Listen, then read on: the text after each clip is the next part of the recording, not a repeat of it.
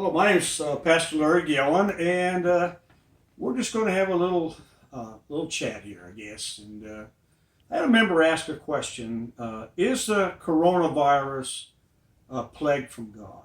Well, that's a pretty good question, isn't it? Since this virus has got the whole world shut down, and I'll do my best to answer the question. First of all, you need to understand, how does God respond?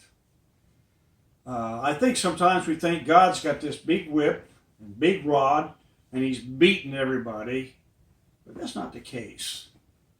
God is our protector. God will protect you and put a hedge about you. And if you'll read the book of Job, chapter 1 and chapter 2, that's what happened. God removed a hedge and Satan come in. And it was Satan that did all the terrible things to Job. In the case of Israel, God said, if you do these things, if you'll follow my statutes and my law, I'll bless you. And they're wonderful blessings. But if you don't, if you pull away from me, then this is what's going to happen. And so it's obvious, if you will stop to think about it, our country has turned away from God. In fact, the whole world is headed in a horrible direction. And when that happens, God steps back. I like what Billy Graham's daughter, Ann, said. You know, when you ask God to leave, then God's a gentleman and he will leave. And that's what's happening. And when God leaves, Satan comes in. Understand, it is Satan that brings the viruses. It is Satan that does the murdering. It is Satan that does all the evil things. He just wants you to blame God for it. God did not bring in the coronavirus. It's a man-made virus. Satan caused man to do these things. I'm just going to address you with this.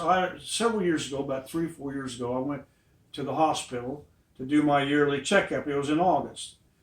And when they done the weight, and the stuff they normally do, the nurse asked if I wanted a flu shot. And I said, no, I don't think so. No, thanks. And so then I went on in to see the doctor. My doctor, read off everything and then said, I see that you didn't get a flu shot. You might want to reconsider that, because it's going to be very bad this fall and really be bad in the spring. Now, I'm in August here. And I asked her, I said, let me ask you a question. How do you know what virus is going to hit the country in December and be bad in January? And better yet, how do you have the vaccine for it already? And they couldn't answer that question.